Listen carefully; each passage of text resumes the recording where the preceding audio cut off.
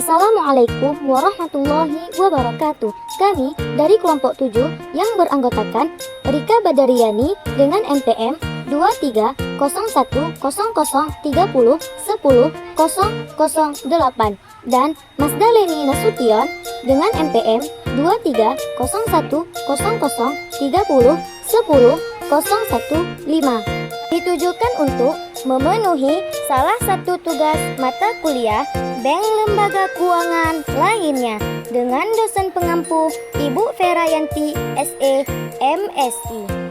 Baiklah teman-teman sekalian, di sini kami ingin membahas tentang pegadaian. Sebenarnya apa sih pegadaian? Pegadaian atau persero adalah badan usaha milik negara atau biasanya disebut juga dengan BUMN, anak usaha dari Bank Rakyat Indonesia yang bergerak di lembaga perkreditan yang kegiatan utamanya melaksanakan penyaluran uang pinjaman atas dasar hukum gadai. Penyaluran uang pinjam tersebut dilakukan dengan cara mudah, cepat, dan juga aman kepada rakyat. Latar belakang pegadaian. Pegadaian dimulai saat VOC mendirikan Van Leeuwenhoek sebagai lembaga keuangan pada tahun 1746. Di tahun 1811, pemerintah Inggris mengambil alih dan membubarkan Bank Van Leeuwenhoek. Akhirnya, masyarakat diberi kebebasan untuk mendirikan usaha pegadaian sendiri. Pegadaian negara pertama kali didirikan pada tahun 1901. Lalu, pada tahun 1905 dibentuklah lembaga resmi, yaitu Jawatan. Setelah melewati perubahan dari tahun 1961 sampai 1990, akhirnya di tahun 2012 bentuk Badan Hukum Pegadaian berubah dari Perum menjadi Persero.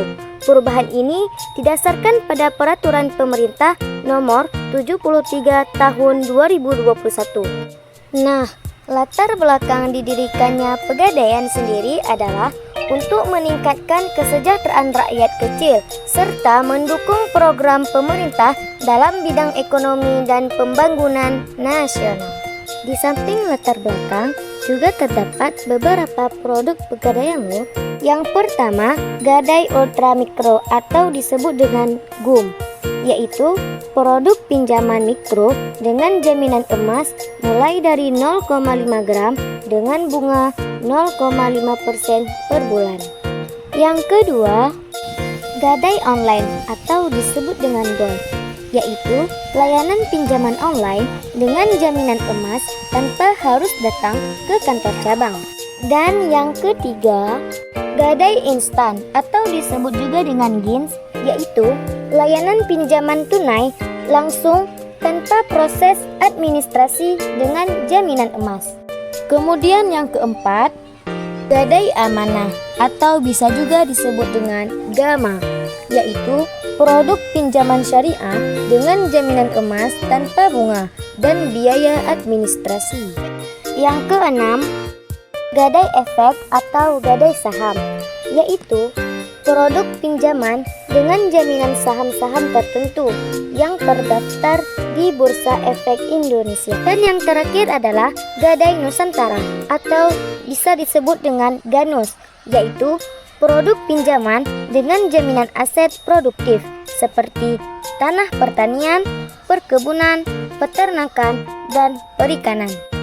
Apa aja sih kategori barang gadai? Yaitu barang yang dianggap bernilai, maka barangnya secara fisik akan disimpan sebagai jaminan, seperti perhiasan, barang elektronik, kendaraan, barang-barang rumah tangga, dan juga sertifikat. Di dalam pegadaian juga terdapat beberapa kendala. Yang pertama, persaingan dengan lembaga keuangan lain yang menawarkan produk pinjaman dengan bunga rendah, plafon tinggi, tanpa agunan, dan proses mudah. Yang kedua, penurunan nilai barang gadai akibat fluktuasi harga pasar, kerusakan atau kehilangan. Dan yang ketiga, penyalahgunaan barang gadai oleh pihak-pihak yang tidak bertanggung jawab.